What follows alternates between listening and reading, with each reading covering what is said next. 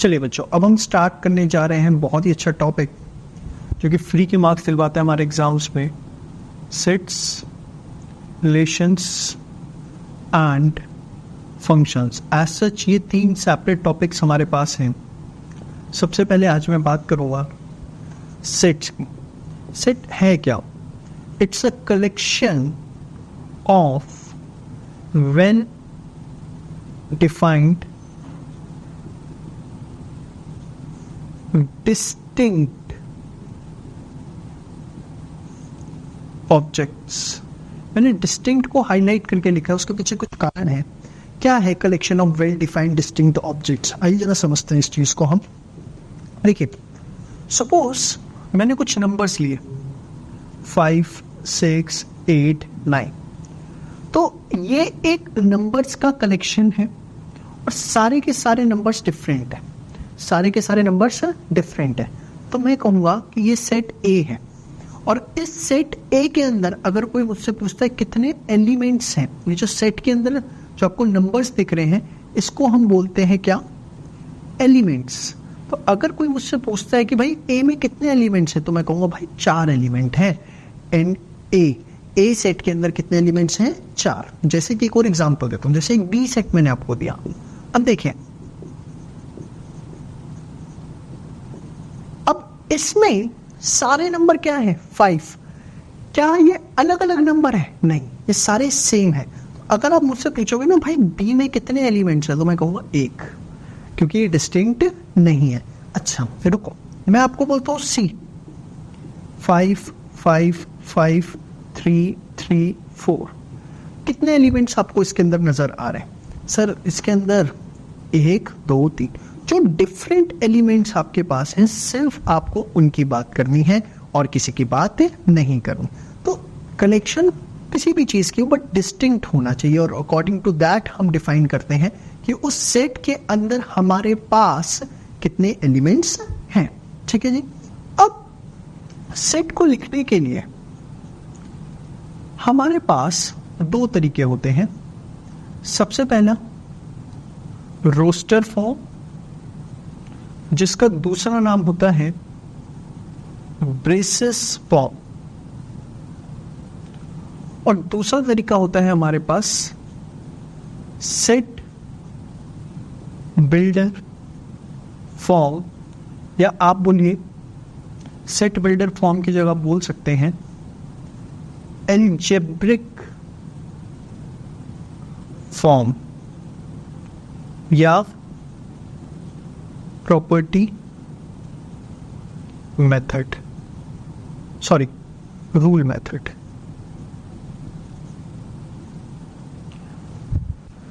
अब ये क्या है फॉर्म्स? आइए एक एक करके मैं आपके साथ डिस्कस करता हूं।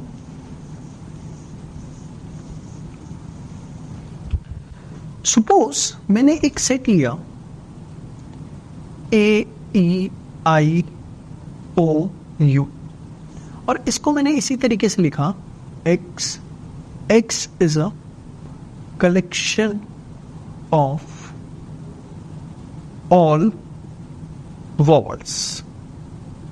समझिएगा जरा, एक तरफ मैंने लिखा AEIOU, एक तरफ लिखा X is a collection of all vowels. आपको भी पता है वो भी AEIOU होते हैं। तो क्या दोनों में डिफरेंस है? दोनों में कोई डिफरेंस नहीं है। बट डिफरेंस किस चीज का है? लिखने का तरीका। ये जो रॉ फॉर्म है इसको आप बोलोगे रोस्टर फॉर्म, और जब आप इसे ऐसे स्टेटमेंट में लिख देते हैं ना, तो उसको आप बोलते हैं क्या? सेट बिल्डर फॉर्म या अलजेब्रिक फॉर्म या rule method. And this method of writing, the method of writing of set builder form, इसको हम बोलते हैं प्रॉपर्टी मेथड। क्या बोलते हैं हम इसको? Property method. उसको लिखने के तरीके का कोई नाम नहीं, वो सिंपल होता है, तो ये आपको थोड़ा सा याद करना पड़ेगा, और तरीका बताता हूं। It's in statement as for set. ठीक है, ऐसे आप इसको याद भी कर सकते हैं, थोड़ा याद आपको थोड़ा अच्छे से हो जाएगा। तो दो तरीके होते हैं लिखने को, किसी भी तरीके से आप इस चीज को लिख सकते हैं। ठीक है जी, चलिए आगे बात करते हैं और कुछ बेसिक कॉन्सेप्ट्स की।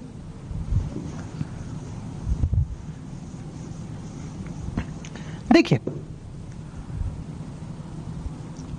सपोज आपके पास एक सेट है ए, 1 1 2 3 5 5 7। एक आपके पास है बी, 3 4 5 6 8 3 3।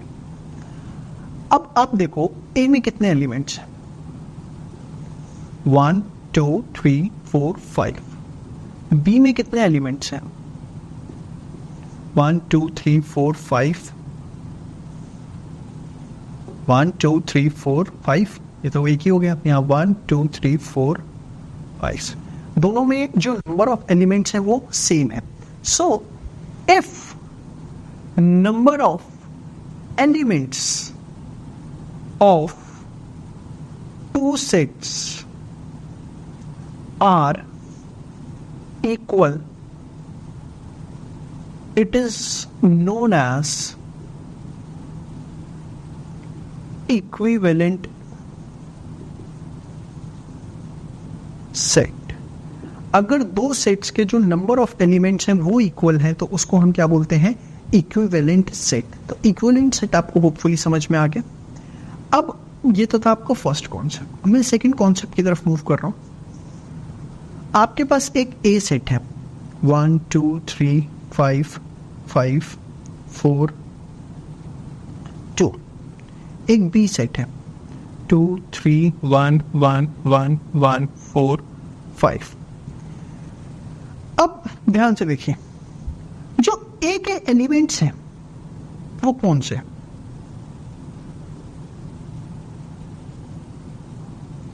1 2 3 5 4। अगर आप ए के एलिमेंट्स देखें तो 1 2 3 5 4, और अगर आप बी के एलिमेंट्स देखें तो 2 3 1 4 5। अगर आप देखें तो जो ए के एलिमेंट्स हैं वो ही बी के एलिमेंट्स हैं। Elements of A are same as of B. जो ए के एलिमेंट्स है वो सेम है जो कि किसके हैं, बी के। और अगर दो सेट के एलिमेंट्स सेम होते हैं, इक्वल की बात नहीं कर रहा मैं, बात कर रहा हूं सेम होते हैं, तो उसको आप बोलते हैं इक्वल सेट्स। क्या बोलेंगे आप इसे, इक्वल सेट्स। देखिए दोनों में डिफरेंस है। यहां आपने पढ़ा था इक्विवेलेंट सेट, यहां क्या पढ़ा है, इक्वल सेट। हाँ, अगर आप इसमें एक चीज और देखें तो इसमें कितने एलिमेंट्स हैं, 5। यहां कितने एलिमेंट्स हैं, 5। दोनों में एलिमेंट्स भी 5 है। तो मैं आपको एक बात बताना चाहता हूं यहां पर कि all equal sets are equivalent. But all equivalent sets are not equal। जितने इक्विवेलेंट सेट्स हैं वो इक्वल हो ये जरूरी नहीं है, बट जितने इक्वल सेट्स होंगे वो हमेशा क्या होंगे, इक्वल। इस एग्जांपल को बहुत ध्यान से देखिए। एक नया क्वेश्चन मैं आपको देता हूं।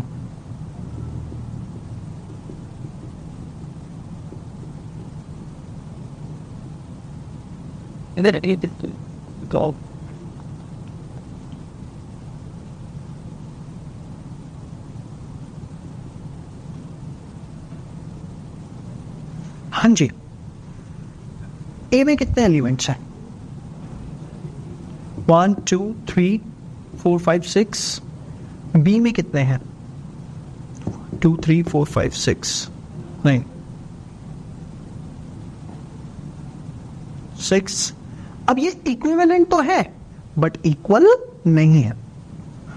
This set is equivalent but not equal.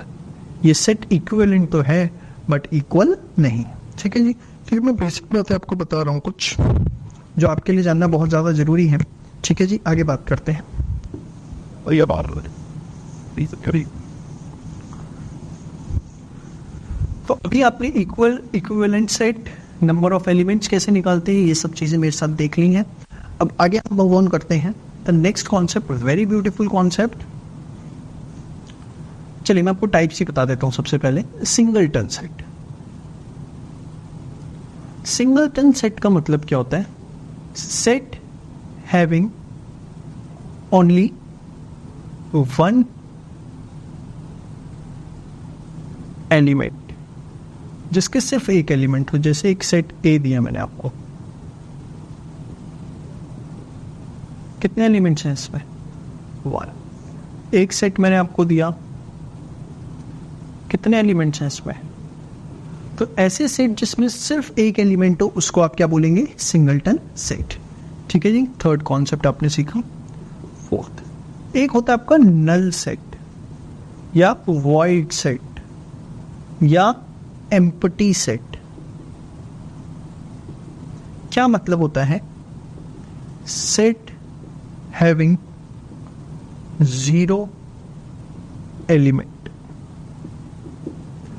Set having zero element, जैसे एक सेट देता हूं मैं आपको, मैंने कहा x is a student scoring 110% marks in exams. बताइए, कोई ऐसा स्टूडेंट है जो 110% मार्क्स ला सकता है? सिर्फ टीवी के एडवर्टीजमेंट्स में हो सकता है ऐसा। तो इसके एलिमेंट्स कितने होंगे? कोई एलिमेंट होगा इसके अंदर? कोई भी एलिमेंट इसके अंदर नहीं होगा।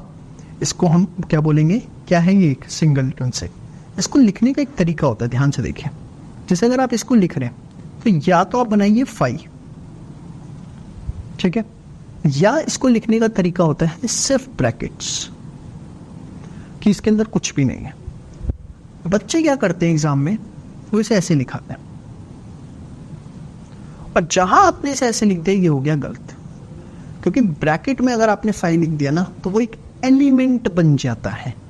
या तो ब्रैकेट खाली छोड़िए या सिर्फ 5 लिखिए। अगर आपने 5 ब्रैकेट दोनों लगा दिए ऐसे तो वो गलत है। इस केस में मैं इसको सिंगलटन सेट में लूंगा कि इसमें तो एक एलिमेंट आ चुका है। बात समझ में आ गई? इसमें ये सिंगलटन सेट हो चुका है, ये नल सेट नहीं है। अगर आप इसे देख रहे हैं नल सेट, तो ये नल सेट नहीं है। मेरी बातें आपको समझ में आ रही होंगी बहुत अच्छे से, ठीक है। चलिए आगे बात करते हैं अपने फिफ्थ कॉन्सेप्ट की तरफ मूव ऑन करते हुए। अभी तक जो हमने सीखा है अगर उसे रिकॉल करें, रोस्टर फॉर्म सीख लिया हमने, सेट बिल्डर फॉर्म हम सीख चुके हैं। इक्वल सेट का मतलब, इक्विवेलेंट सेट का मतलब, सिंगलटन सेट का मतलब, null set, number of elements किस तरीके से निकालते हैं, ये सब चीजें हम सीख चुके हैं। अब मैं बात करने जा रहा हूं बच्चों सबसेट की, सुपर सेट के, सुपरमैन की बात करने जा रहे हैं। सुपरमैन आएगा बचाने हमें। देखिए जैसे एक सेट है ए, एक सेट है बी, सही है। आप अगर ध्यान से देखें इसमें 3 4 5 है, इसमें क्या है 3 और 4। Can I say all elements of set B are present in set A.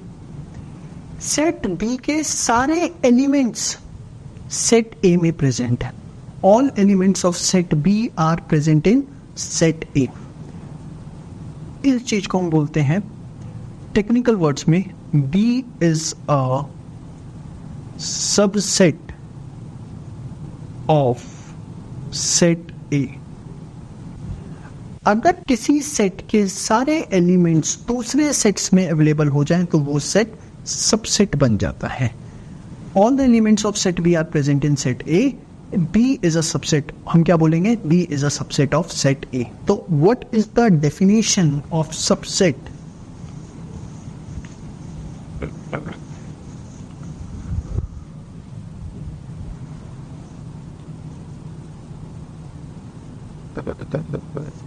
If all the elements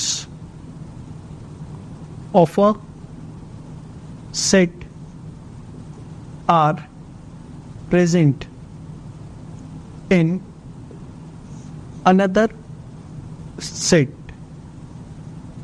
then such set is subset of another set. ठीक है जी. तो B को हम क्या बोलेंगे यहाँ पे? सबसेट है वो किसका? A का. या दूसरी भाषा में आप इसे बोलेंगे set A is super set of set B. Set A जो है वो सुपर सेट है B का. मतलब दो भाषाएं देखें, या तो आप बोलिए B is a subset of A, या बोलिए A is a super set of B. एक ही बात है, कोई फर्क नहीं पड़ता. अब सबसेट लिखने का तरीका क्या होता है? इसको आप ऐसे लिखते हैं technically, B is a subset of A. इस लाइन का मतलब क्या है? B is a subset of A. तो कुछ बातें मैंने आपको बताई हैं, बहुत ध्यान से इन चीज़ों को ऑब्जर्व करिए. एक और एग्जांपल लेता हूँ. A है 5, 6, 7, 8. X है 1, 2, 3, 4, 5, 6, 7, 8. बताइए sir, A is a subset of X. A sign लगा दिया, that is more than sufficient. वैसे A is a subset of X. और अगर इसको दूसरे वर्ड्स में बोलें तो क्या बोलेंगे? पहली चीज तो ये, दूसरा क्या बोलेंगे? X is a superset of A. X is a superset of A. तो ये आपने देखा सबसेट एंड सुपरसेट. अब मैं सबसेट और सुपरसेट की ही कुछ प्रॉपर्टीज आपको बताने जा रहा हूं, ध्यान से देखिए. दो बातें ध्यान रखनी. Every set is a subset of itself. Every set is a subset of itself. क्या मतलब है? जैसे आपके पास एक ए सेट है 1, 2, 3, और आपके पास एक A1 है, वो भी 1, 2, 3. तो आप यहां पर बोलेंगे A is a subset of A1, या आप बोलिए A1 is a subset of A. कोई फर्क नहीं पड़ता. अगर सेम एलिमेंट, सारे के सारे एलिमेंट्स भी हैं, सारे के सारे एलिमेंट्स भी हैं, तो भी वो आपस में क्या बनेंगे?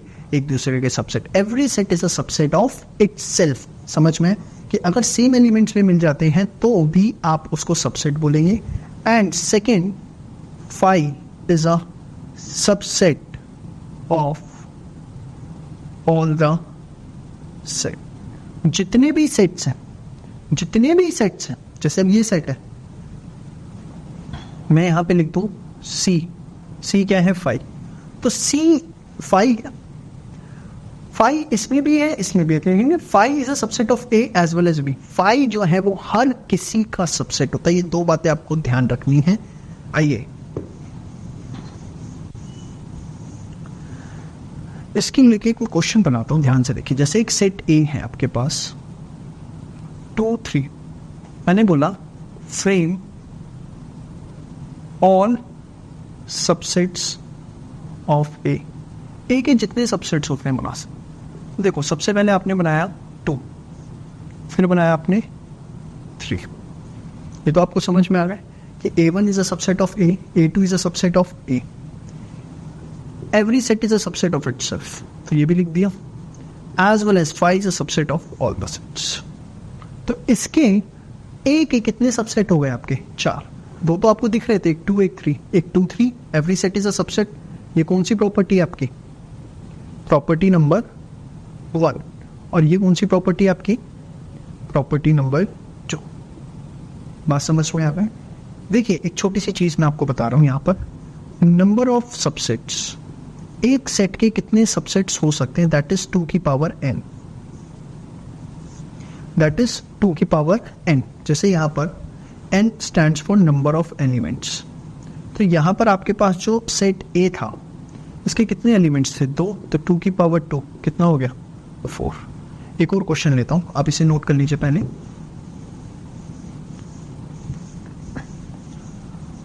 ध्यान से देखें. सपोज मैंने आपको एक सेट दिया 1 2 3, बताइए इसके कितने सबसेट्स हो सकते हैं? 2 की पावर 3 कितना हो गया? 8। अब कौन कौन से होंगे ध्यान से देखिए। सबसे पहले सिर्फ 1, सिर्फ 2, सिर्फ 3, सिर्फ 1 2, सिर्फ 1 3, ये भी होगा। दो के पेयर ले रहा हूं 2 3, सब होंगे तो मोटे मोटे समझ में आ गए। 1 अलग अलग ले लो, ये सारे सबसेट हैं इसके। अब main every set is a subset of itself and last one is 5। तो नंबर ऑफ सबसेट्स कैसे निकालने, कैसे बनाने हैं? Every set is a subset of itself, 5 is a subset of all the sets. थोड़ी बातें हैं बेटा जो आपको बहुत अच्छे से सीखनी है और कुछ भी कंसेप्चुअल नहीं है। 11th क्लास में आता है सबसे बेसिक चैप्टर और कायदे से 5th क्लास का चैप्टर है। ये तो CBSE की मेहरबानी है, पता नहीं कैसे 11th में 5th 6th क्लास से ऊपर का चैप्टर नहीं है ये। और जो नॉन मैथ्स के बच्चे वो इस चैप्टर को बहुत अच्छे से करें, जरूर आएंगे क्वेश्चन इसके। और प्रोबेबिलिटी चैप्टर में ये चैप्टर बहुत हेल्पफुल होने वाला है। आइए अब एक वर्ड आता है प्रॉपर सबसेट्स।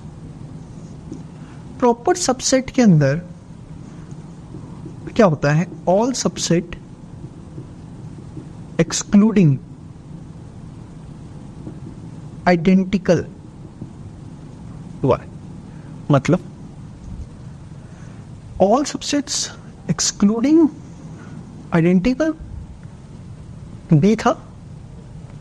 सारे सबसेट ले लो जो आइडेंटिकल है। आइडेंटिकल मतलब सेम है, इसको हटा दो, सेम है, नफरत हो रही है इससे। मतलब B1 B2 B3 B4 B5 B6 B8 all are proper subsets. B7 is a subset but not a proper subset.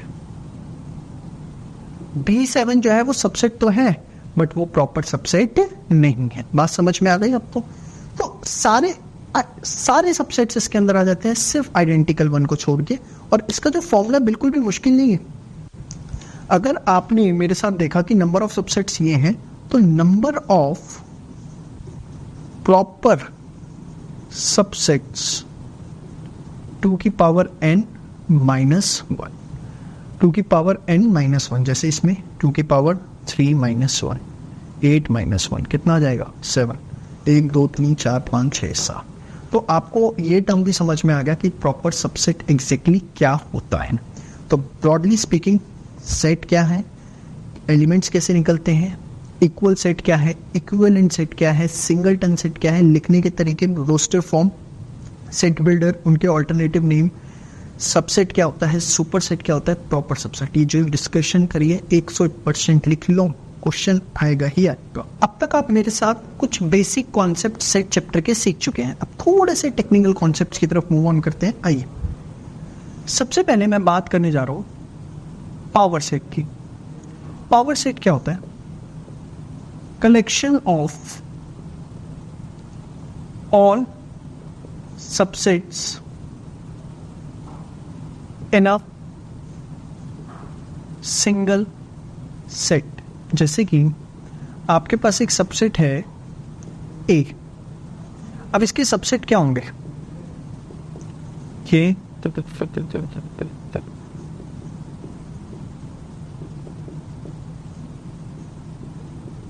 ये सबसेट्स होंगे। अब इनको एक ही सेट में कलेक्ट कर लो। 1 2 1 2 5। The collection of all the subsets in a single set, so this will be called as the power set of A। ठीक है जी, चलिए आगे बात करते हैं। ध्यान से देखिएगा, कुछ बेसिक बातें करने जा रहा हूं। जैसे एक सेट है A, एक सेट है हमारे पास B। ध्यान से देखिएगा, दो सेट्स हैं हमारे पास ए और बी, 1357 5978। मैंने आपको बोला ए एंड बी, ये निकालिए। ये क्या है सर? देखिए, ये इसका मतलब है union of A and B. Union of A and B, ये क्या होता है सर? आपको सारे एलिमेंट्स लिखने हैं 1 ए और बी के, 1 3 5 7। बट अगर कोई कॉमन है, जैसे 5 कॉमन है, तो वो एक ही बार लिखना है। जैसे 5 कॉमन है, वो आ चुका, 9 7 आ चुका, नेक्स्ट इज 8। तो ए यूनियन बी आ गया आपका 1 3 5 7 9 8। अच्छा जी, एक होता है A intersection B. A intersection B. A intersection B क्या होता है? ए इंटरसेक्शन बी का मतलब है common elements of A and B. Common elements of A and B. कौन कौन से कॉमन एलिमेंट्स हैं ए और बी के? 5 और 7। तो ये कहलाएगा ए इंटरसेक्शन बी। यूनियन में कॉमन को सिर्फ एक बार लिखना है और ए यूनियन बी पे सिर्फ लिखना ही कॉमन है। अब अगर हम ध्यान से देखें तो ए यूनियन बी में कितने एलिमेंट्स है? 1 2 3 4 5 6। ए इंटरसेक्शन बी में कितने हैं? 2। ए में कितने थे? 4। बी में कितने थे? 4। नाउ सी, मैं आपको एक प्रॉपर्टी बताने जा रहा हूं, ध्यान से देखिएगा। N A union B is n A plus n B minus n A intersection B. अब देखिए, ए में कितने थे? 4। बी में कितने हैं? 4 इंटरसेक्शन में 2, 8 माइनस 2 6। अब देख लीजिए यूनियन बी में कितने हैं आपके पास? 6। तो ये आपको हमेशा ध्यान रखना है, n A union B is equals to n A plus n B minus n A intersection B. ठीक है जी।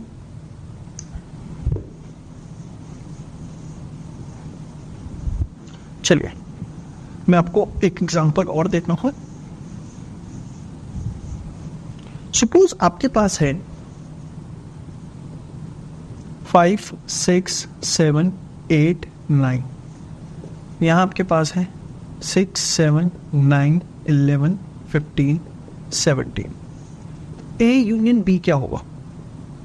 5 6 7 8 9 6 7 9 आ चुका, 11 15 17। इंटरसेक्शन बी क्या होगा? ये होगा 6 7 9। अब कितने एलिमेंट्स हैं इसमें? 5। कितने एलिमेंट्स हैं इसमें?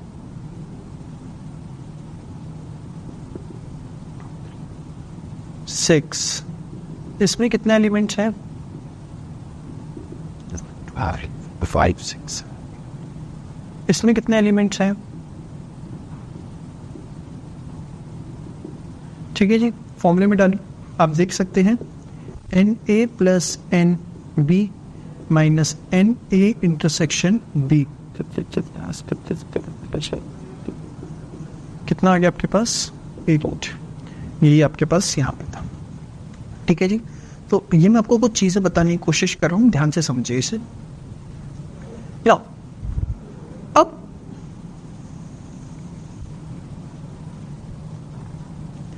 एक कॉन्सेप्ट होता है हमारा यूनिवर्सल सेट का।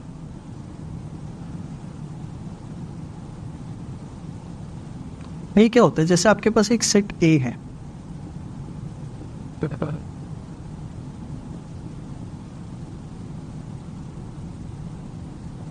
उसके बाद एक A1 है,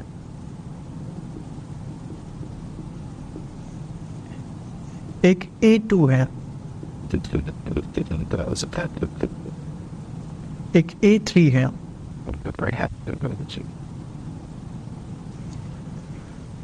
देखिए, A1 हो या A2 हो या A3 हो, इसके सारे एलिमेंट्स आपको A के अंदर दिख रहे होंगे। तो हम टेक्निकली यहाँ पे बोलते हैं A is the universal set.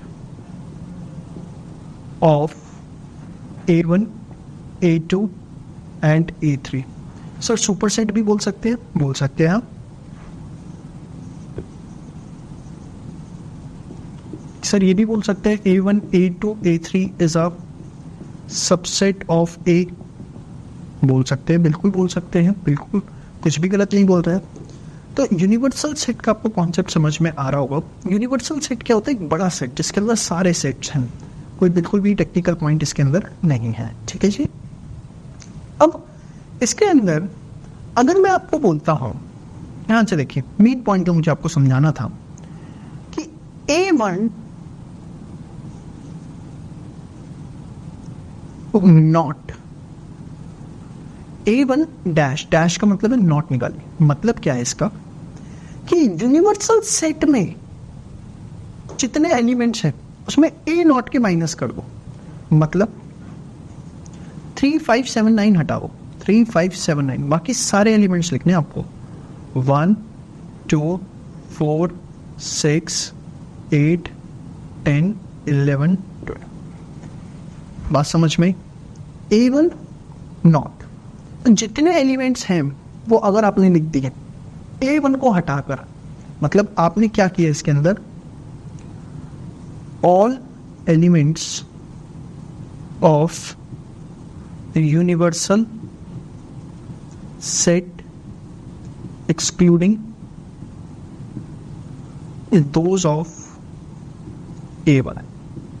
बात समझ में आ गई? श्योर। तो ये है आपका A1 नॉट। ऐसे ही आप निकाल सकते हैं क्या, A2 नॉट। A2 नॉट में A2 को छोड़ के 3, 5, 7, 9, 11। बात समझ में आ गई? तो ये है आपका नॉट का मतलब। नॉट का मतलब कि उसके एलिमेंट्स हटा दो, बाकी यूनिवर्सल के आपको सारे के सारे एलिमेंट्स लेने हैं। बात समझ में? चलिए अब हम स्टार्ट करने जा रहे हैं वेन डायग्राम। सेट में इसकी बहुत अहमियत है। एक एग्जांपल से मैं आपको समझाता हूं, ध्यान से एक चीज नोट करिएगा। सपोज आपके पास एक यूनिवर्सल सेट है 1, 3, 5, 7, 9, 11, 13, 15। एक सेट A है 1, 3, 5, 7, 9। एक सेट B है 7, 9, 11। That's it. अब आप सबसे पहले देखिए A में कितने एलिमेंट्स हैं? 5। B में कितने एलिमेंट्स हैं? 3। अच्छा, A इंटरसेक्शन B निकालिए, 7, 9। तो इसमें कितने हो गए? 2। तो A यूनियन B में कितने हो गए? NA plus NB minus NA intersection B। तो 5 प्लस 3 माइनस 2, ये होंगे आपके 6 एलिमेंट्स। कितने? 6। अब इसी को हम डायग्राम से दिखाते हैं। कैसे? ध्यान से देखिए। एक आपका डायग्राम, ये जो बॉक्स है इसको हम टेक्निकली बोलते हैं यूनिवर्सल से। ये पूरा यूनिवर्स है। इसमें आपके पास एक A सेट है और एक B सेट है, और दोनों में कुछ कॉमन था। ये मैं सेट A ले लेता हूं और ये सेट B। सेट A है और सेट B, और ये जो आपको बीच वाला एरिया दिख रहा है, ये जो आपको मिड वाला रीजन दिख रहा है, ये जो दोनों में कॉमन है, ठीक है, ये कहलाता है कॉमन रीजन, जिसको आप टेक्निकली बोलते हैं A इंटरसेक्शन B। ठीक है जी। अब आपके पास इसके अलावा जो रीजन आपको दिख रहा है ना, ये वाला सिर्फ एक है, कॉमन वाला हटा दीजिएगा। इसको आप टेक्निकली बोल सकते हो ओनली A। और ये जो B वाला दिख रहा है, इसको आप बोल सकते हो ओनली B। यह है आपका ओनली A और यह है आपका ओनली B, और यह है आपका A इंटरसेक्शन B। यह है आपका पूरा यूनिवर्सल सेट। अब इसे हम कैसे यूज करते हैं, ध्यान से देखिए।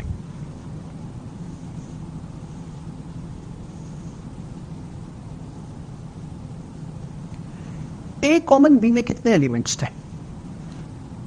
2। ए कॉमन बी में कितने एलिमेंट्स थे? 2। ए में टोटल 5 थे, पूरे ए में मिला के 5 हैं।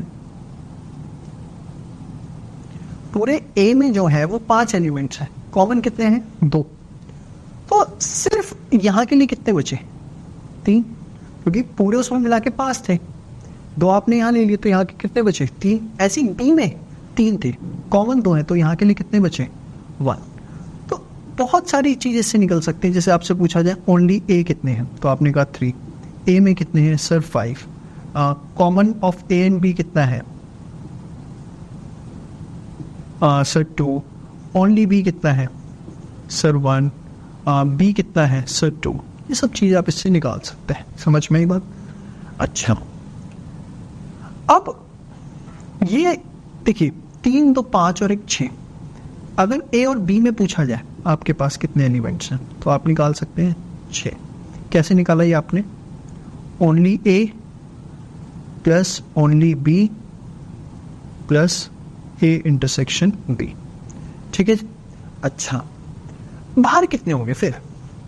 1 2 3 4 5 6 7, टोटल 8 एलिमेंट्स थे, जिसमें इन्होंने मिला के 6 कवर अप कर लिए। तो जो आपको आउटसाइड रीजन दिख रहा है ना, ये वाला, इसके अंदर कितने एलिमेंट्स हो गए? 2। इन बॉक्स को हटाकर ए और बी ने खुद 3 2 5 और 6 एलिमेंट्स कवर अप कर लिए, और टोटल यूनिवर्सल सेट में 8 है। तो बाहर वाले रीजन में, ये जो बाहर का रीजन आपको दिख रहा है, ये जो आपको दिख रहा है बाहर का रीजन, इसमें कितने रह जाते हैं? सिर्फ 2। बात समझ में? तो ये आपका कहीं ना कहीं सेट की थ्योरी होती है, जो बहुत ज़्यादा हमारे लिए यूजफुल होती है। ठीक है जी, चलिए आगे बात करते हैं हम इसके ऊपर थोड़ी सी और।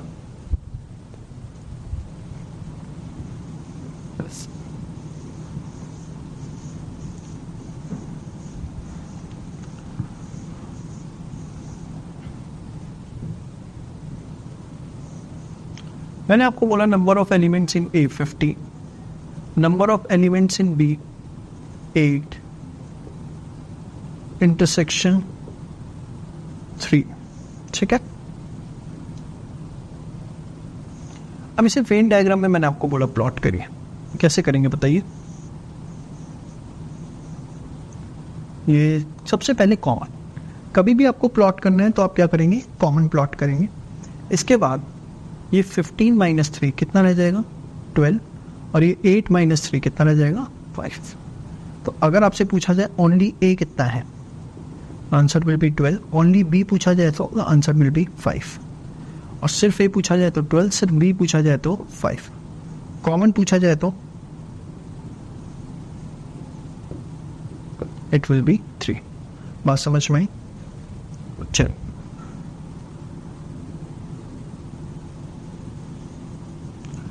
ओके। तो ये आप कुछ समझ पा रहे होंगे बेसिक्स। अच्छा, अगर मैं इसको ऐसे लिखूं,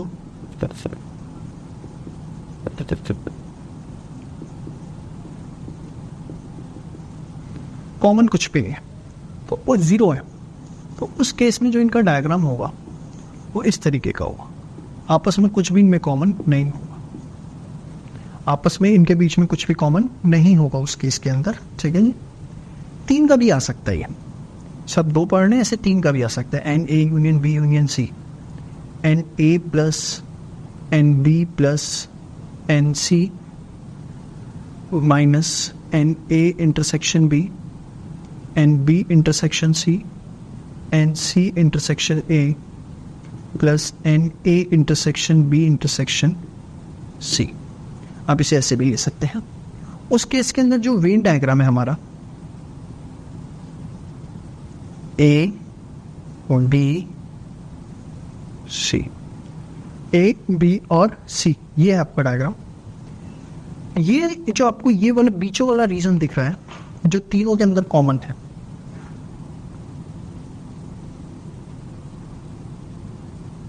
दिख रहा होगा आपको।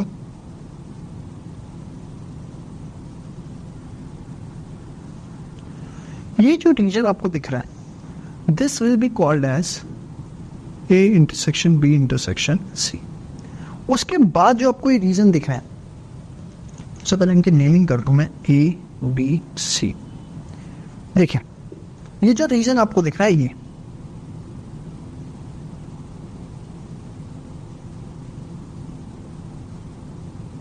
जिसको मैं रेड मार्क कर रहा हूं,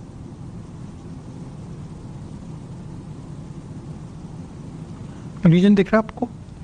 ये जो रीजन है ये लिखाएगा common between A and B only. मैंने क्या लिखा है? Common between A and B only. ये बात ध्यान रखिए आपको। अगर आप दोनों को कंबाइन देखें, रेड प्लस ब्लू दोनों को देखें, तो उसको हम बोलेंगे common between A and B. उस समय this is red plus blue, दोनों एरिया मिला के। समझिए सिर्फ ये ए एंड बी है, इसमें सी एक्सक्लूड हो जाता है। बट अगर रेड और ब्लू दोनों एरिया आप एड ऑन कर देते हैं तो वो common between A and B. तो ओनली लिखा हुआ है या नहीं लिखा, वो बहुत मैटर करता है। सेम वे यहां पर आप देख रहे हैं, ये वाला जो एरिया है आपका,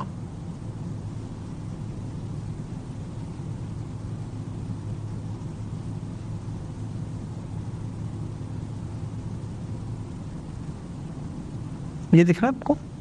ये जो एरिया है आपका, ये क्या है? This is common between A and C only. और अगेन यहां पर अगर आप रेड के साथ ब्लू भी ले लेंगे तो क्या हो जाएगा? Common between A and C. Same way यहां पर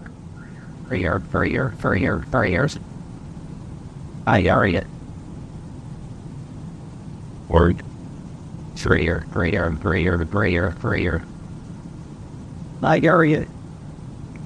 ये जो आपको दिख रहा है ये क्या है? Common between B and C. B और सी के बीच में जो कॉमन है, और साथ में क्या है? Sorry, only. और ब्लू एरिया ले लेंगे तो बी एंड सी हो जाएगा। सर बात समझ में आ गई?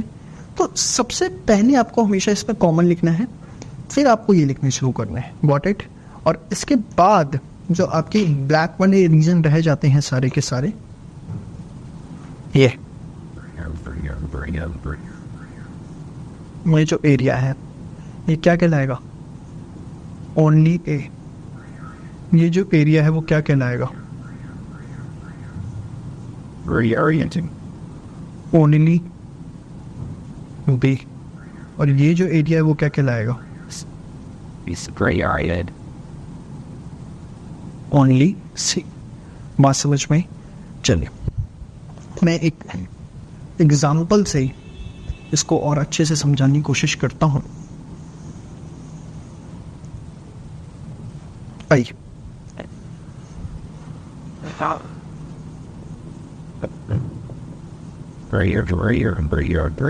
Yeah, listen. Lie to my head.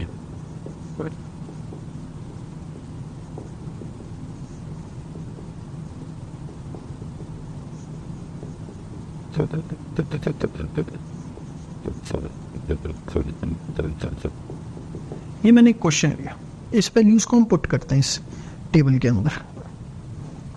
आइए,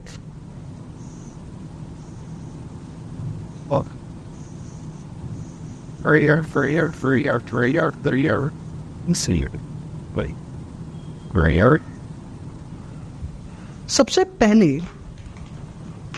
कॉमन जो है तीनों के बीच में क्या है? 1। फिर ए और बी में कितना है? 5। बट यहाँ पे सिर्फ ओनली वाला लेना है तो 5 - 1 कितना बचेगा? 4। सिर्फ यहाँ पे क्या आएगा आपका? 4। ए फिर बी और सी में कितना है? 4। बट यहाँ कितना लिखेंगे? बी और सी में टोटल 4 है, बट यहाँ पर ओनली वाला ए को हम ऑलरेडी ले चुके हैं 3। सी और ए में कितना है? 3। एक हम ले चुके तो कितना आएगा यहाँ? 2। अब ए में कितना था? 10। 4 5 2 7, तो यहाँ कितना आएगा? बी में कितना था? 8। 4 5 3 8, यहाँ क्या आएगा? 0, कुछ भी नहीं। सी जो है आपका 7, 3 2 5 और 1 6, यहाँ पे क्या आएगा आपका? 1। बात समझ में?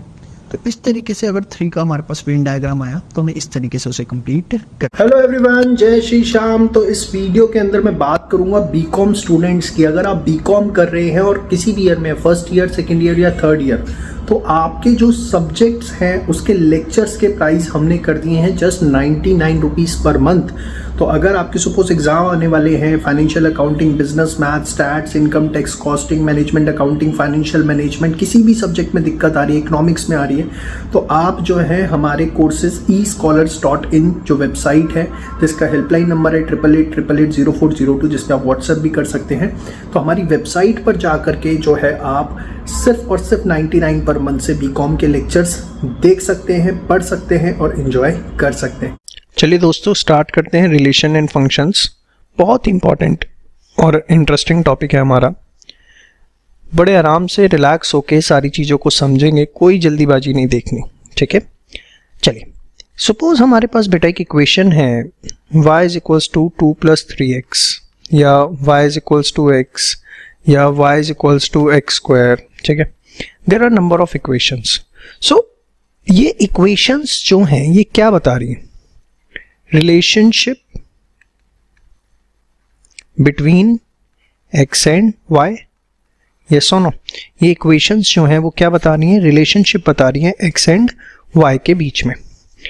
नाउ जो ये रिलेशनशिप बताया जा रहा है, obviously all these are relations, whatever this और दिस। हमें सबसे पहले जो सीखना है वो ये कि ये जो रिलेशंस बताया जा रहा है, weather it is a function और नॉट, कि ये जो रिलेशंस हैं वो फंक्शंस हैं या नहीं हैं। अभी मैं रिलेशंस के ऊपर कोई बात नहीं कर रहा, अभी सारा फोकस मेरा फंक्शंस के ऊपर होगा। फर्स्ट चीज that we have to understand whether all these relations are functions और नॉट। अब हमें कैसे पता लगेगा कि ये सारे रिलेशंस फंक्शंस हैं या नहीं हैं? तो आइए मैं आपको समझाता हूं कि हमें कैसे देखना है। बड़े ध्यान से एक एक चीज आपने सुननी और समझनी है। देखिए, suppose we have x and y, 1 2 3 4 5 6। बड़े आराम से सुनना और समझना। जब हमने कोई एक रिलेशन है, suppose y is equals to x + 3, तो हमने 1 डाला तो 4 आया, 2 डाला तो 5 आया, 3 डाला तो 6 आया, ठीक है। और इसमें हमें क्वेश्चन में गिवन था कि x की वैल्यू जो है वो हम डाल सकते हैं 1 से लेके 3 तक, और y जो है, मतलब ये हमें गिवन था, चलो सिर्फ इतना ही रखता हूँ मैं, इसे ज़्यादा नहीं, कॉम्प्लिकेटेड हो जाएगा आपके लिए अदरवाइज। x की वैल्यू हम 1 से 3 के बीच में डाल सकते हैं, गिवन था। तो y क्या आ गया? 4 5 6। अब बड़े ध्यान से समझना, देखो x की वैल्यू 1 डालने पे व्हाट यू गेट? 4, हाँ या ना? श्योर। तो हम इसे टेक्निकली बोलते हैं that image of 1 is 4, image of 2 is 5, image of 3 is 6। Technically इसे क्या बोला जाता है? 1 की इमेज 4 है, 2 की इमेज 5 है, 3 की इमेज 6 है। समझ में आया? अब नेक्स्ट चीज आपको जो समझनी है, फंक्शन कहलाएगा कब? फंक्शन तब कहलाएगा if all the elements of x has image in y। जितने भी एलिमेंट्स हैं x में, सबकी इमेज y में होनी चाहिए। देखो 1 की इमेज है, 2 की इमेज है, 3 की इमेज है, यस, फर्स्ट कंडीशन हमारी फुलफिल हो गई। जितने x में सबकी इमेज y में होनी चाहिए। सपोज ये ऐसे होता 1 2 3, और यहाँ होता x y 4 5, ये और ये बेचारा ऐसे बैठा हुआ है, कुछ नहीं है इसकी इमेज। तो this is not a function, ये फंक्शन नहीं कहलाता। क्यों नहीं कहलाता जी? बताओ क्यों? क्योंकि सारे x के जो एलिमेंट्स हैं उसकी इमेज नहीं है। तो होपफुली आपको प्राइमरी कंडीशन जो है वो क्लियर हो गई। सेकेंड बात जो इसमें आती है वो ये, all elements of x has single image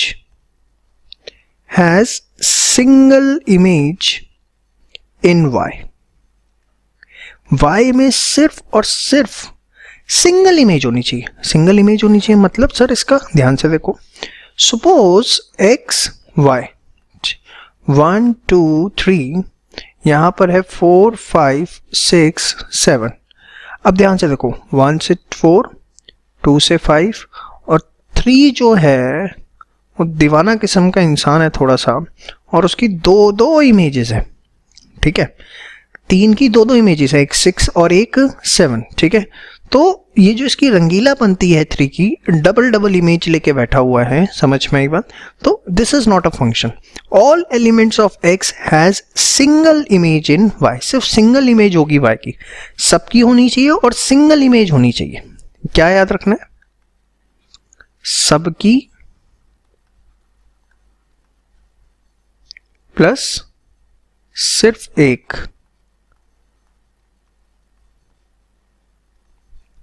सबकी होनी चाहिए इमेज और सिर्फ एक होनी चाहिए, वही फंक्शन कहलाएगा. समझ में आ रही है ना बातें? हाँ समझ गए तुम लोग, मुझे पता है.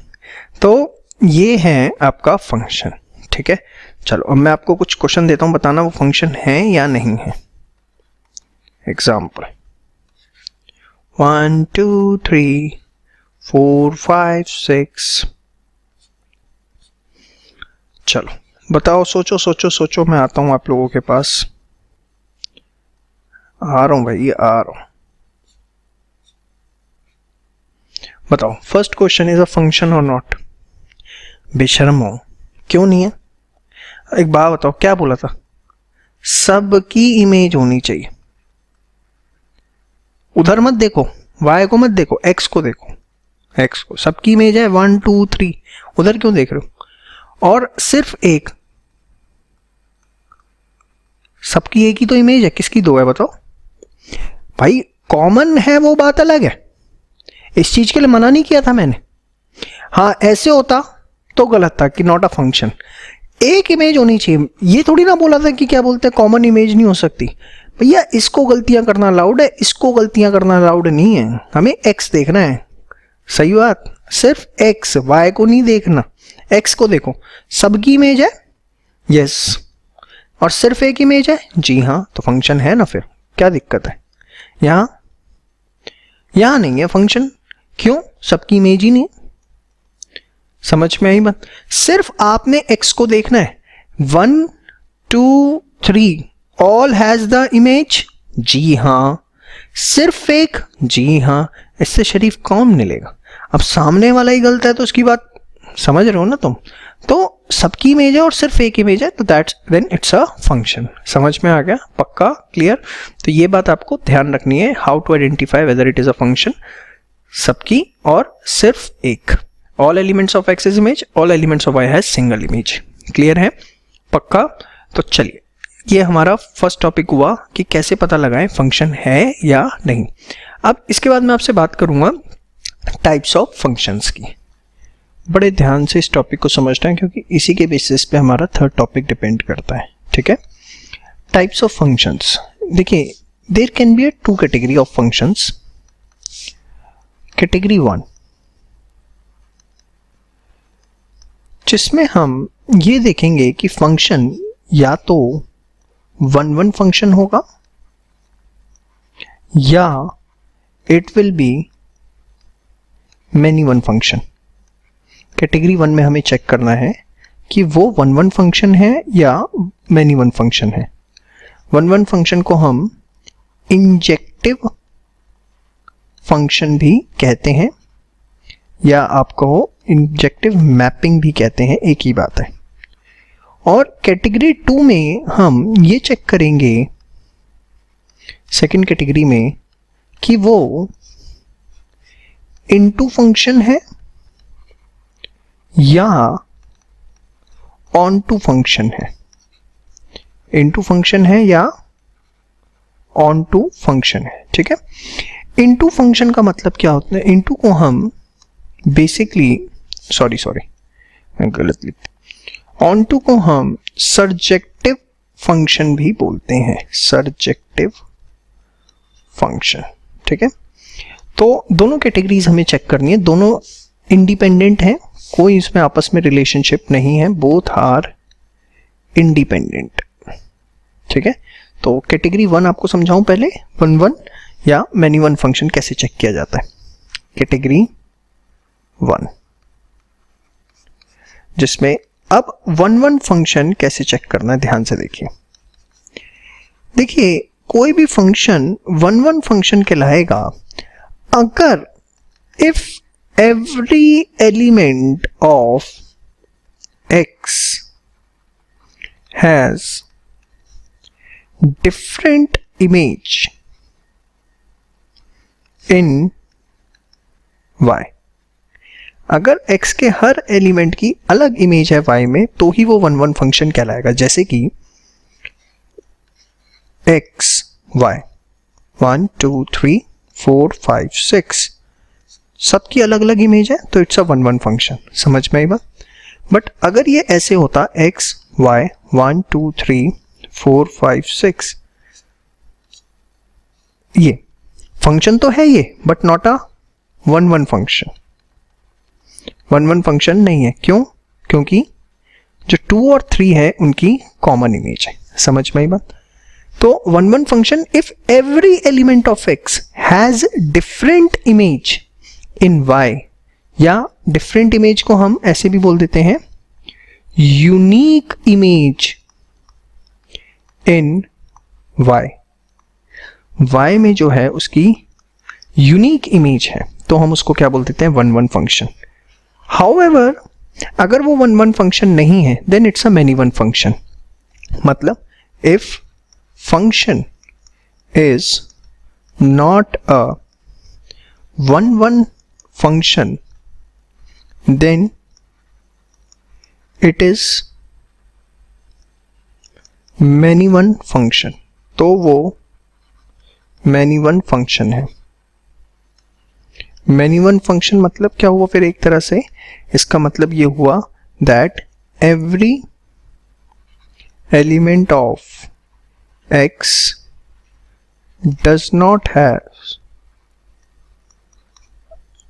unique image in y। उसकी यूनिक इमेज y के अंदर नहीं है। जैसे ये फंक्शन था इट्स नॉट अ 1-1 फंक्शन तो it's a many one function. समझ में आया आपको? पक्का? तो कैटेगरी 1 x में जितने एलिमेंट हैं अगर सबके अलग अलग दोस्त हैं, समझ गए ना? हाँ, सबके अलग अलग दोस्त या दोस्तनी हैं तो 1-1 फंक्शन है। But if they are sharing the common one then it's not a 1-1 function, it's a many one function. Sharing common one. अब बैठ गया दिमाग में जाके? बहुत बढ़िया। चलिए इसके बाद वी हैव कैटेगरी 2। कैटेगरी 2 में क्या देख रहे थे बताओ? कि ऑन टू है या इन टू है। ऑन टू है या इन टू है। अब ये ऑन टू इन टू क्या होता है जरा ध्यान से समझिएगा। देखिए जैसे अगर कोई चीज ऐसे गिवन है आपको x y 1 2 3 4 5 6, ठीक है, तो आपने क्या बोला था?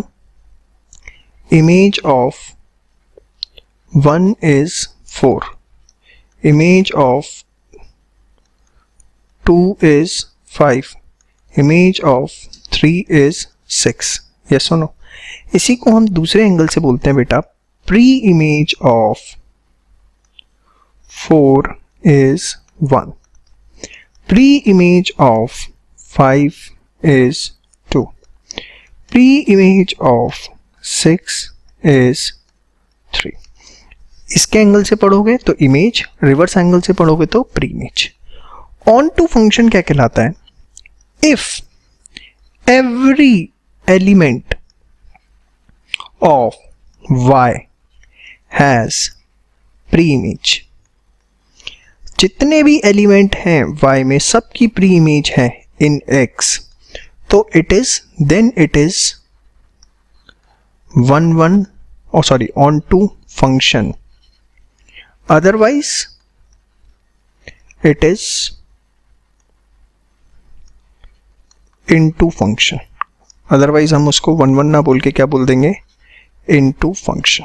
ठीक है, जैसे let us take an example, x y 1 2 3 4 5 6। तो यहां पर ये क्या, सिर्फ y को देखो, क्या सबकी प्री इमेज है? नो। तो ये क्या कहलाएगा, इनटू। अगर सपोज ये ऐसे होता है x y 1 2 3 4 5, सबकी प्री इमेज है, यस, क्या कहलाएगा, ऑन टू। तो we have to classify it in both category 1 as well as in category 2। ठीक है, तो यहाँ सबके अलग अलग दोस्त या दोस्तनी हैं, समझ में आया। और यहाँ पर क्या लिखूँ, यहाँ पे भी कुछ बता दूँ आपको पक्का। तो यहाँ पर दोस्ती दोनों तरफ है, समझ में आया, सबकी दोस्ती दोनों तरफ है, तो onto otherwise into. समझ में आ गया? शो। चलिए अब कुछ एग्जांपल देता हूँ, उसमें आप आइडेंटिफाई करना। सबसे पहले यहाँ तक सारा का सारा नोट डाउन कर लो, क्वेश्चन एग्जाम में आ सकता है इसके ऊपर, बहुत इंपॉर्टेंट है ये। चलो बच्चों, 3 क्वेश्चन आपके सामने रखे हैं, आपको बताना है कि कौन सी कैटेगरी में कौन सा फंक्शन है, और ये भी देख लेना फंक्शन है भी या नहीं। चलो ये देखिए, फंक्शन 2 3 3 4 4 5 5 6। तो याद रखिए, जो पहले वाला एलिमेंट होता है वो x होता है, दूसरे वाला y। जो पहले वाला होता है इसे x बोलते हैं, दूसरे वाले को y। तो यहाँ 2 है, यहाँ 3 है, यहाँ 4 है और यहाँ 5 है। इसमें 3 4 5 6, पहले वाला निकम्मो x है, अगला y है। समझ में आई बात? तो 2 3 4 5 देखो, और यहाँ 3 4 5 6, 2 3 के साथ है 3 4 4 5 5 6, 2 3 से कनेक्टेड है, 3 4 से, 4 5 से, 5 6 से। सबसे पहले फंक्शन है, क्या होता है फंक्शन के लिए, सबकी इमेज होनी चाहिए, हाँ या ना। Every element of x has image, समझ में आया, एंड ओनली सिंगल इमेज। तो फंक्शन है 1 1 है, जी हाँ, सबकी यूनिक इमेज है। ऑन टू है, जी हाँ, क्यों, क्योंकि सबकी प्री इमेज भी है। यस और नो। नेक्स्ट x y 1 2 3 4, और यहाँ पे तो सब जगह 2 ही है। चलो देखते हैं, हाँ जी फंक्शन है ये। अरे बेशर्मो है, क्योंकि सबकी इमेज है और सिर्फ एक इमेज है, सिर्फ एक ही इमेज है ना। पहले भी फंसाया था मैंने तुम्हें, तब भी कंफ्यूज हुए थे। 1 1 है नहीं, क्यों, अरे भैया कॉमन है, तो ये 1 1 नहीं हो सकता, ये मैं नहीं 1 है जी। ठीक है, और ऑन टू है, जी हाँ ऑन टू है, क्यों, सबकी प्री इमेज है, 2 है और उसी की प्री इमेजेस हैं, तो ऑन टू है। समझ में आया? क्लियर है? नहीं क्लियर हो रहा तो अभी भी जाके फिर पूरी वीडियो सही से दोबारा रिवाइज करो, आपने अभी सही से नहीं पढ़ा, क्योंकि इससे आसान सिंपल वे में क्या समझाऊं यार, एकदम बच्चों की तरह समझाया है। ये देखो x y 1 2 3 4, क्या हो गया ये, तो वही क्वेश्चन बन गया। रुको, चले क्वेश्चन ठीक कर दिया। 1 1 1 2 1 3 1 4, 1 है यहाँ, 1 2 3 4, 1, इससे भी इससे भी इससे भी। अब भला नहीं होगा इसका, फंक्शन ही नहीं है, आगे तो जाएगा ही नहीं जी, फंक्शन ही नहीं है। क्यों भाई, सबकी इमेज तो है, पर क्या सिर्फ एक इमेज है, 4 4 घुमा रहा, शर्म नहीं है, फंक्शन ही नहीं है। समझ में आया? क्यों, क्योंकि x element of x has multiple images, तो फंक्शन ही नहीं है। फंक्शन ही नहीं है तो 1 1 इंटू मैनी 1 का कोई सवाल ही नहीं उठता। ठीक है, तो ये होपफुली आपको समझ में आया, टाइप्स ऑफ फंक्शन समझ में आया। चलिए, इसके बाद एक होता है बेटा बाइजेक्शन फंक्शन। बाइजेक्शन फंक्शन हम किसको बोलते हैं?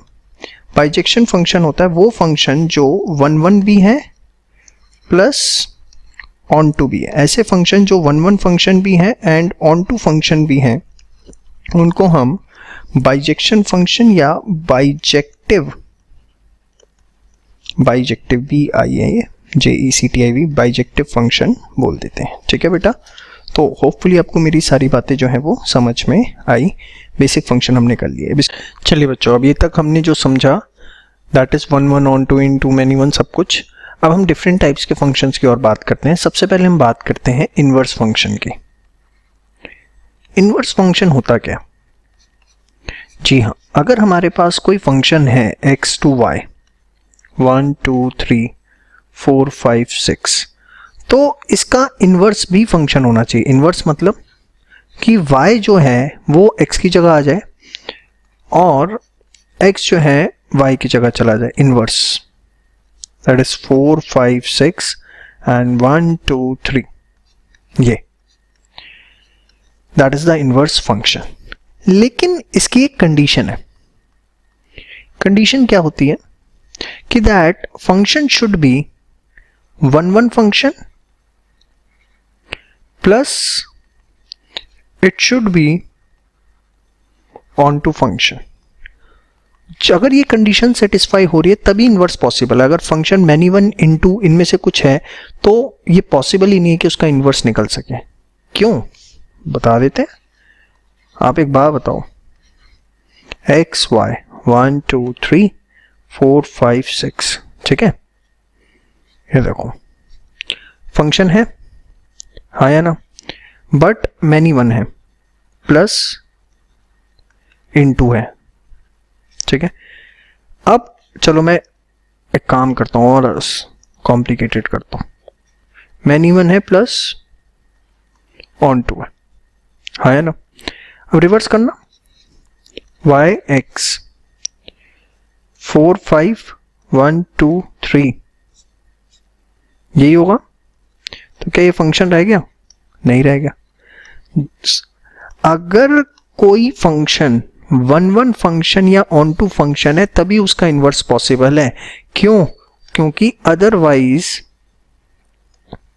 When we will reverse the function या inverse the function, it will not be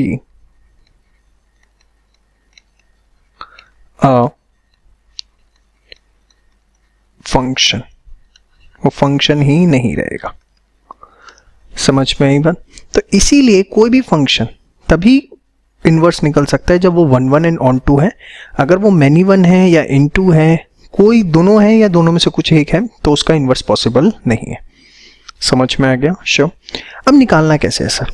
अरे बहुत सिंपल है। सपोज x जो है, सॉरी fx आपको गिवन है 3 + 2x, तो पहले से आप y मान लो। अरे भाई 3 + 2x, ठीक है। स्टेप 1, आप क्या करेंगे? Find the value of x। हाँ, x की वैल्यू निकालो। तो क्या आएगी? y - 3 2x, x will be what? y - 3/2, यही आएगी पक्का, sure. Step 1, find value of x, ठीक है। अब आपको स्टेप 2 में क्या करना है? इनवर्स निकालने के लिए replace y with x and x with f inverse x। आप y को रिप्लेस कर दो x से और x को रिप्लेस कर दो f इनवर्स x से। ये बन गया उसका इनवर्स फंक्शन। खत्म कहानी। अरे कुछ नहीं करना है यार, बहुत सिंपल है। कोई भी फंक्शन गिवन है उसमें आपने x की वैल्यू निकाल दी। Step 1, find value of x, निकाल दी। फिर y को x बना दो, x को f इनवर्स x, आगे इनवर्स फंक्शन। एक और दो एग्जांपल, चलो एक और दे देता हूँ। नाराज मत हुआ करो, बता दिया करो कि हाँ सर एक और एग्जांपल दो। 5x + 8, तो y इज 5x + 8, तो y - 8 = 5x, so x is y - 8/5। Now just replace x with f inverse x and y with x. So this is the inverse function. But yes, inverse is possible only when it is 1 1 and on 2. समझ में आ गया? पक्का? Sure? चलिए note करिए फटाफट। अब इसके बाद हमारे पास आता है बेटा, बहुत छोटे छोटे फंक्शन है इसीलिए बता देता हूँ इसी में, आइडेंटिटी फंक्शन। आइडेंटिटी फंक्शन क्या होता है?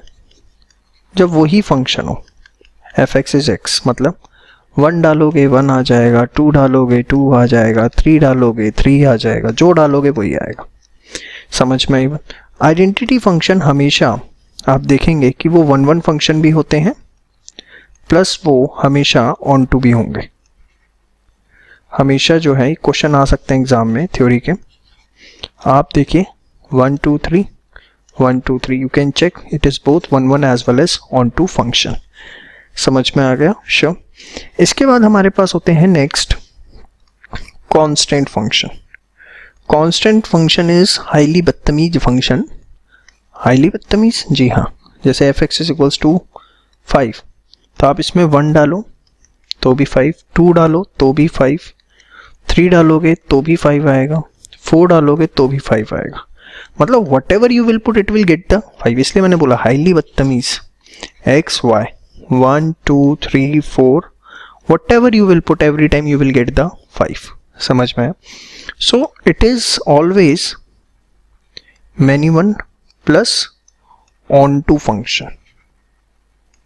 ये मैनी वन होते हैं और साथ में क्या होते हैं? ऑन टू फंक्शन होते हैं। समझ में आ रही है बात आपको? पक्का? श्योर? नाउ इसके बाद नेक्स्ट है हमारे पास, इसके बाद इक्वल फंक्शंस। अब ये इक्वल फंक्शंस क्या होते हैं सर? सपोज 2 फंक्शंस हैं f x and g x, ठीक है, and they have same domains. दोनों के सेम डोमेन्स होंगे, point number 1। And point number 2 कि whenever you will put these domains f x and g x, दोनों के values जो है वो सेम आएंगे, then they are called equal functions. Example दूं? चलो दे देता हूं। Suppose we have x is f x is equals to 2x plus 5। क्या? 2x plus 5, and here that x is related to 1 और 2। सिर्फ आप 1 और 2 इसमें डाल सकते हैं और कुछ नहीं डाल सकते हैं, ठीक है? ये इसमें हमें गिवन है। देन वी हैव gx, या इसको थोड़ा सा और अच्छा करो, आप इसमें ना सिर्फ लिखो x इज रिलेटेड टू 1, सिर्फ 1 ही डाल सकते हैं और कुछ डाल ही नहीं सकते उसके अंदर। We have only option of 1, ठीक है? gx है हमारे पास आपका 7, जिसमें हम x जो है वो सिर्फ 1 डाल सकते हैं। तो see both have the same domains, क्योंकि सिर्फ 1 डाल सकते हैं, same domains. And now when you will put the value f1, what you will get? 2 1 plus 5 7, and g1 7. So you can see that f1 is equals to g1. Yes or no? So we will say this is an equal function. ठीक है? चलिए इसके बाद बेटा हमारे पास जो last होते हैं that is the composite functions.